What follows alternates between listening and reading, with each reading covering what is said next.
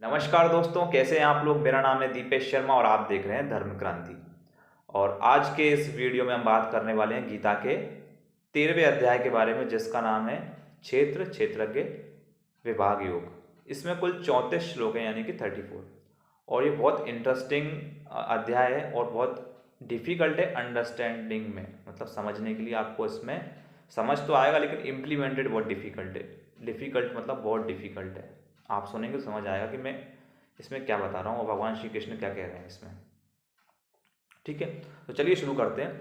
इसमें भगवान श्री कृष्ण ने दो विभाग कर दिए, क्षेत्र और क्षेत्रज्ञ, इसलिए इसका नाम है क्षेत्र क्षेत्रज्ञ विभाग योग। ठीक है, क्षेत्र क्या है, क्षेत्रज्ञ क्या है। क्षेत्र बता रहे हैं भगवान श्री कृष्ण, जो शरीर जो है इसको तो क्षेत्र समझ, अर्जुन से कह रहे हैं कि जो पुरुष है, मानव है, वो क्षेत्र है, और जो प्रकृति जो है वो क्षेत्रज्ञ है। ठीक है, और इन दोनों को समझने के लिए चाहिए ज्ञान, और ज्ञानी जन जो लोग हैं वो ही इसको समझ सकते हैं। ठीक है, और इसको पहले भी भगवान श्री कृष्ण बोल रहे हैं कि पहले भी बहुत भिन्न भिन्न प्रकार से बताया गया है, ऋषि मुनियों द्वारा बताया गया है, वेद मंत्रों द्वारा बताया गया है, और ब्रह्म सूत्रों के पदों द्वारा भी बताया गया है। तो क्या बताया गया है, भगवान श्री कृष्ण ही बता रहे हैं इसमें। तो क्षेत्र और क्षेत्रज्ञ की रिएक्शन, यानी कि पुरुष और प्रकृति की रिएक्शन, पुरुष कैसे आता है प्रकृति द्वारा, उसकी क्या रिएक्शन है और कैसे प्रकट होता है वो इस धरती पे, कैसे उसका जन्म होता है, वो एक तरीके से साइंस बता रहे हैं एक तरीके से।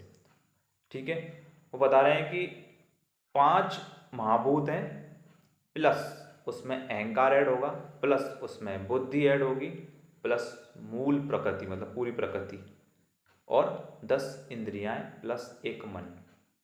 इन सब की रिएक्शन एक प्रकृति के अंदर होगी, तब जाके मनुष्य अपने मूल शरीर में आता है।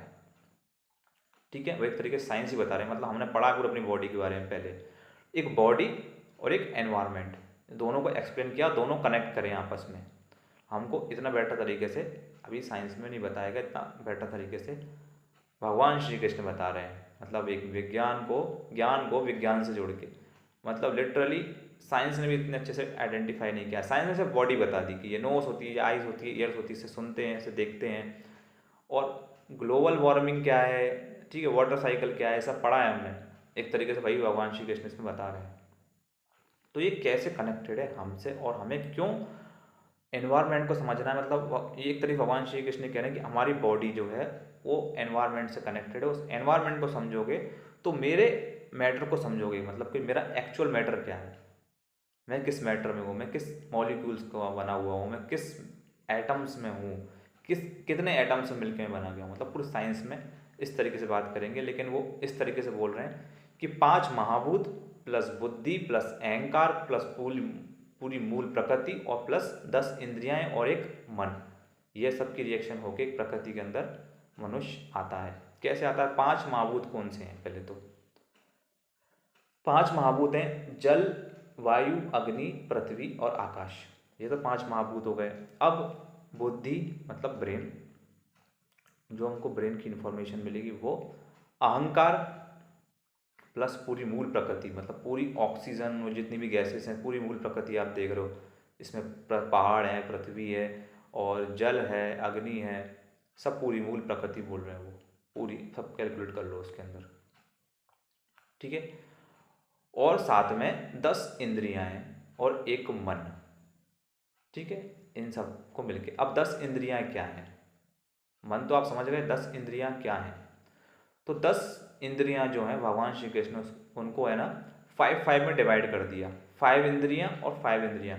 तो पहला जो 5 इंद्रियां हैं वो हैं ज्ञान इंद्रियां, वो ज्ञान इंद्रियां में आएंगी, मतलब उन्होंने दो पार्ट में डिवाइड कर दी 10 इंद्रियाओं को। तो पहली है प्राइमरी, दूसरी है सेकेंडरी। ठीक है, प्राइमरी इंद्रियां कौन सी हैं, ज्ञान इंद्रियां हैं, और सेकेंडरी कौन सी हैं, कर्म इंद्रियां हैं। ठीक है, मतलब कि ज्ञान इंद्रियां के बेसिस पे ही कर्म इंद्रियां वर्क करेंगी, मतलब ज्ञान इंद्रियां ही मेन है। ठीक है, तो ज्ञान इंद्रियां कौन सी हैं, आँख कान नाक जीवा और त्वचा, ये ज्ञान इंद्रियां हैं, मतलब कि शब्द। ठीक है, मतलब सुनने से आप शब्द सुनते हो तो आप इंफॉर्मेशन ज्ञान कलेक्ट कर पाते हो कि क्या बोला है। ठीक है, इस वीडियो को आप शब्द के द्वारा सुन पा रहे हो तो यानी कि कान के द्वारा, ये एक पहली इंद्रिया। दूसरी रूप, आप देख के पहचानते हो कि ये आकाश है, ये गिरीश है, ये हरीश है। आपके जो भी फ्रेंड्स होते हैं उनको आप नाम से जानते हो, लेकिन उनके रूप को देख के आप पहचान पाते हो कि आपके घर पे कौन आया है। दूसरी इंद्रिया वर्क करती है रूप। तीसरी बताया भगवान श्री कृष्ण गंध, जो अपनी नाक से आप गंध पहचानते हो, कैसी अच्छी गंध है कि बुरी गंध है, मतलब आसपास गंदगी है या फिर अच्छी, पास में कोई बगीचे से खुशबू आ रही है कोई, या फिर कोई कहीं पे पूजा या हवन हो रहा है तो वहाँ से उस सुगंध आ रही है आपको। ठीक है, उसके बाद है रस, जो कि अपने आप जीवा के द्वारा पता करते हो कि किस चीज़ का क्या स्वाद है, खट्टा मीठा जो भी आप स्वाद लेते हो जीवा के द्वारा लेते हो। ठीक है, पांचवी इंद्रियां है स्पर्श, यानी कि स्किन, यानी कि त्वचा।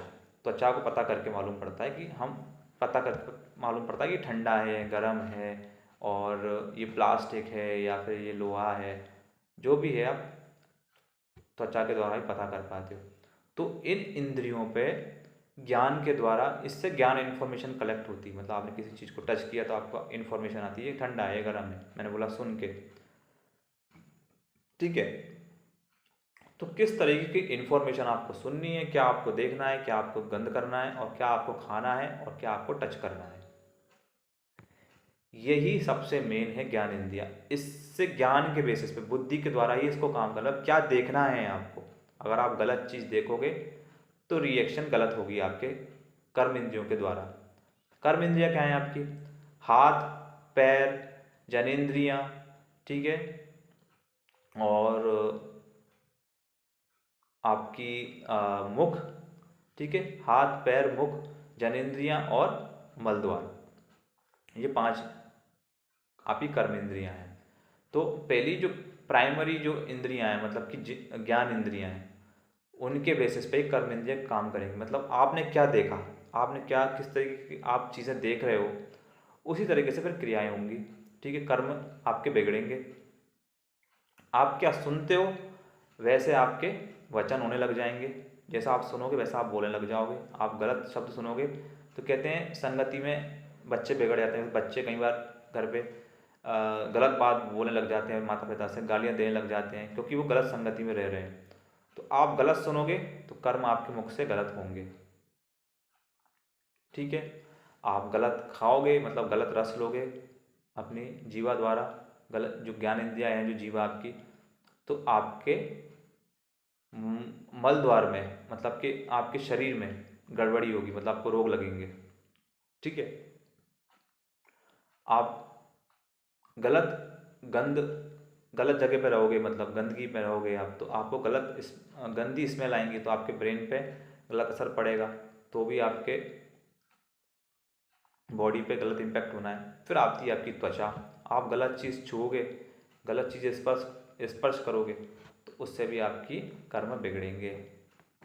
ठीक है, हमें क्या चीज़ टच करनी है क्या नहीं करनी है, ये हमको ज्ञान के द्वारा पता चलता है। ठीक है, तभी बच्चे को सबसे पहले बेसिक चीज़ पढ़ाई जाती है कि ये नोज़ है, आपको क्या देखना है, कैसे बच्चे को। लेकिन बच्चा संसार में आके, इस समाज में आके, समाज जो बिगड़ रहा है, ठीक है, उस समाज में बिगड़ने के कारण यही है कि वो बचपन से बिगड़ा हुआ नहीं होता है, उसको ये इंद्रियां हैं जो उसको वश में करना नहीं सिखाया जाता। मतलब ये सिखाया जाता है कि आपको ये आँख देखने के लिए, कान सुनने के लिए, लेकिन क्या देखना है क्या नहीं देखना, और समाज क्या इस चीज़ में ला रहा है, सरकार उस चीज़ पे क्या पाबंदी लगा रही है, और कितनी कितनी गलत चीज़ें हो रही हैं, उस पर उस चीज़ का असर पड़ना है। अब इस पे सिर्फ अगर उसने धर्म पढ़ा है या उसने अमल किया है, मैंने बोला कि ये चीज़ आपको स्टार्टिंग बोला था कि ये चीज़ इम्प्लीमेंटेड बहुत मुश्किल है, क्योंकि जिस व्यक्ति का परवरिश इन गलत चीज़ों में हो गई, मतलब उसकी देखने की जो चीज़ें थी वो गलत थी, बोलने की सुनने की चीज़ें गलत थी, तो वो समाज में एक तरीके से सही तरीके से सर्वाइव नहीं कर पाएगा। ठीक है, तो कहने का मतलब यही है कि ज्ञान के द्वारा ही, ज्ञान इंद्रियों को कंट्रोल करके कर्म इंद्रियों को सुधारा जा सकता है, तो कर्म भी गलत होंगे। और भगवान श्री कृष्ण बोल रहे हैं कि प्रकृति को जान के ही, पुरुष प्रकृति को जान के ही मुझे जान सकता है। ठीक है, और प्रकृति को जानने के लिए आपके अंदर श्रद्धा भाव होना चाहिए, आपके अंदर सेवा भाव होना चाहिए, आपके अंदर बाहरी और अंदरूनी शुद्धता होनी चाहिए। ये सब भगवान श्री कृष्ण बोल रहे हैं। क्योंकि जैसे आप प्रकृति को देख रहे हो, जैसे कि आपकी जो ग्लोबल वार्मिंग बिगड़ रही है, आप कहीं पे जाते हो, आप सपोज करो आपके आसपास यहाँ पे रहते हो, आपके आसपास कोई गंदगी करता है तो आपको अच्छा नहीं लगता, ठीक है। आपके घर में सफाई रखते हो आप, क्यों? क्योंकि आपको उससे ऊर्जा मिलती है, अच्छी जगह पर रहने से, आपके अच्छे घर में, आपकी सफाई में रहने से आपको ऊर्जा मिलती है, ठीक है। क्योंकि आप प्रकृति से इनडायरेक्टली कनेक्ट हो, इसलिए भगवान श्री कृष्ण बोल रहे हैं कि प्रकृति को समझ के ही मुझे जाना जा सकता है। जैसे आपके आसपास मंदिर होंगे, आपके आसपास तालाब होंगे, आप कई बार आउटिंग पे जाते हो, बीच पे जाते हो, तो आप कहीं भी बीच पे जाओगे तो वहाँ पानी काला है, ब्लू वाटर की जगह गंदा पानी है, वहाँ पे प्लास्टिक्स पड़ा हुआ है, वहाँ पे लोग फेरी वाले घूम रहे हैं, वहाँ पे चाट पकौड़ी सब बिक रहा है, वहाँ पे पूरा मेला टाइप का लगा हुआ है, और आप वहाँ जाके कुछ इन्जॉय करते हो। क्या इन्जॉय करते हो? खाते पीते बच्चों के साथ, और वही चीज़ वहाँ पे गंदगी करके, लेकिन आपने प्रकृति को वहाँ पे एंजॉय नहीं किया। लेकिन कई सारे लोग होते हैं जो, और जो टूरिस्ट प्लेस हैं उसको भी जाके वहाँ पे गंदा कर रहे हैं, उनको ये समझ नहीं आ रहा। लेकिन जो दूसरे लोग जाते हैं देखते हैं तो उनको भी ऊर्जा नहीं मिलती। जो प्रकृति से प्रेम करता है वो जब जाके देखता है कि यहाँ प्लास्टिक पड़ा हुआ है, उसको वो चीज़ अच्छी नहीं लगती, क्योंकि उसे ऊर्जा मिल रही है, वो आया इसीलिए कि मैं उस चीज़ को महसूस करूँ। अगर वो किसी हिल स्टेशन पे गया तो उस चीज़ को महसूस करूँ मैं, कि वो प्रकृति की ऊर्जा वो उसको पूरा महसूस करता है अंदर से, क्योंकि वो कहीं ना कहीं उधर से ही आया, प्रकृति के द्वारा ही आया वो, तभी उसको अच्छा लगता है। आसपास की जगह आपके तालाब अगर वो गंदे, वहाँ पे सब आउटिंग होने लग जाए, सब तरीके से गलत चीज़ें होने लग जाए, तो आप उस चीज़ की ऊर्जा को महसूस ही नहीं कर पाओगे। इसलिए जो आदमी शांत होते हैं, जो शांत जगह पर जाते हैं, वो शांत रहना पसंद करते हैं, वो पूरी तरीके से प्रकृति से कनेक्टेड रहते हैं, कहीं ना कहीं उन्हें वहाँ पे बैठ के अच्छा महसूस होता है, ठीक है। और ये कब हो सकता है? जब मन की शुद्धि हो, श्रद्धा हो, सेवा भाव हो। मतलब आप सेवा भाव मतलब क्या? प्रकृति के लिए आप सेवा भाव दे रहे हो कि कहीं भी गंदगी ना करें, एक तरीके से सेवा है, गुरुजनों की सेवा है, ठीक है, जिन्होंने आपको पढ़ाया लिखा है उनकी रिस्पेक्ट, और ये सब चीज़ों के बेसिस पे ही प्रकृति को समझा जा सकता है। मतलब भगवान श्री कृष्ण कह रहे हैं कि आप प्रकृति की जितनी भी चीज़ें हैं, जो प्रेम अपने बच्चे से करते हो, क्या वो आप जानवर से कर सकते हो? क्या जो तकलीफ उसको है, जो अगर पक्षी भी आपके घर में आ जाए तो आपको उतना ही प्रेम होना चाहिए उससे जितना आपके बेटे से है। लेकिन भगवान श्री कृष्ण कह रहे हैं कि जो पुत्र, पुत्री, स्त्री, घर, धन, इन सब में अपना मोह और अपनी ऊर्जाएं और अपनी इंद्रियों के द्वारा इन चीज़ों को भोग रहा है, वो इस चीज़ को कभी नहीं समझ पाएगा, कभी नहीं समझ पाएगा। सिर्फ इसी चीज़ को हकीकत समझता है वो, इसी चीज़ को रियलिटी समझता है वो, और उसके अंदर दूसरी कोई भावना नहीं है, वो इससे कभी मुक्त नहीं हो सकता।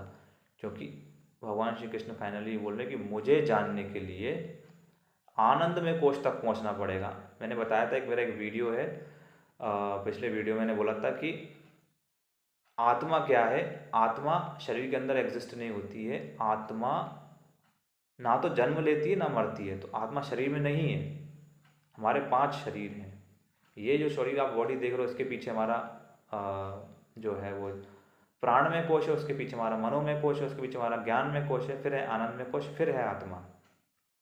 आत्मा तक हम पहुंच ही नहीं पाते हैं, क्योंकि आप इस संसार में आके आप इन संसार को भोगने लगोगे तो आपकी ऊर्जा नीचे की तरफ जाएगी, वो पूरी इर्रेलेवेंट है, पूरी इर्रेलेवेंट है। भले कोई भी बोल दे कि ऐसा है वैसा रेलेवेंट है, मैंने ये सक्सेसफुल कर ली, मैंने ये जॉब ले ली, मैंने ये घर बना लिया, सब इर्रेलेवेंट है, क्योंकि वो एक दिन ख़त्म हो जाना है। तो वो रेलेवेंट कैसे हो सकता है? ये ट्रुथ है, 100% वो ख़त्म हो जाना है। और जैसे ही कोई भी चीज़ उसके हाथ से ख़त्म होने दिखती है, वो कोई ना कोई दूसरे चीज़ों को एक्सेप्ट करके आगे बढ़ता है उस झूठ के साथ। उसका एजुकेशन ख़त्म हुआ तो उसने दूसरी चीज़ पकड़ी, उसको बचाने के चक्कर में कि मैं अभी हूँ, अभी भी ज़िंदा हूँ मैं। फिर वो अपना जॉब पकड़ता है, उस जॉब के करियर को अचीवमेंट के चक्कर, ताकि उसकी अटेंशन उसकी बनी रहे, वो लगा रहता है प्रकृति के इस संसार में उन भोगों को भोगने के लिए। फिर शादी और फिर बच्चे, फिर वो संसार में भोग के और लास्ट में चला जाता है, ठीक है। तो रियलिटी यही है कि जो प्रकृति में जो चीज़ें हैं वो आपको समझनी आनी चाहिए, वही आपका मेन स्वरूप है, क्योंकि आप उसी से बने हो और उसी के द्वारा आप परमात्मा को समझ सकते हो, ठीक है। तो प्रकृति को समझने के लिए क्या ज़रूरत है हमको? ज्ञान। ज्ञान और उसके साथ हमको हमारी वाणी में शुद्धता, हमारे मन में शुद्धता, हमारे कर्मों में शुद्धता, हमारे सेवा भाव करना पड़ेगा और हमारे जो इंटरनल जो श्रद्धा भाव है उसको जगाना पड़ेगा, तब जाके हम प्रकृति को समझ पाएंगे। तो भगवान श्री कृष्ण बोल रहे हैं तभी मनुष्य अपने ऊपर की तरफ बढ़ता है। ऊपर की तरफ कब बढ़ता है? जब वो अपनी इंटरनल चीज़ समझेगा कि मेरे प्राण जो हैं वो एक टेम्प्ररी हैं, वो शून्य हो जाने हैं, ये शरीर खत्म हो जाना है। शरीर खत्म पहले नहीं होगा, पहले प्राण खत्म होंगे आपके, ठीक है। शरीर को तो बाद में जलाते हैं, पहले प्राण जाते हैं हमारे। प्राण पूरी तरीके से खत्म होंगे, ये टेम्प्ररी है, एक तरीके से आपका बैटरी है, कब चले जाएंगे वो पता नहीं है आपको। हमारे बॉडी को बचता है, उसको जला दिया जाता है। फिर हमारा मनोमय कोश है, मन को जो कंट्रोल करना, मेन तुम्हारा मन है जो इंद्रियों के द्वारा भोगने में लगा हुआ है, ठीक है। फिर मन के पीछे है ज्ञान में योग। ज्ञान में ज्ञान को एकाग्रित करके, मन को कंट्रोल करके इंद्रियों को भोगने से बचाना है, इंद्रियों को भोग में लगने से बचाना है मन के द्वारा। मन किससे कंट्रोल होगा? ज्ञान से। उसके पीछे आनंदमय कोश। तब आप आनंदमय कोश में जाते हो, तब आप अपनी आत्मा को जान पाते हो, और जब आत्मा को जानते हो तब आप परमात्मा की तरफ बढ़ते हो। तभी भी आप परमात्मा को नहीं जाना आपने। परमात्मा उससे भी विशाल है आत्मा से, लेकिन फिर भी अगर आप आत्मा को समझते हो तो आप परमात्मा को समझ गए हो। और वही है सच्चिदानंद भगवान श्री कृष्ण।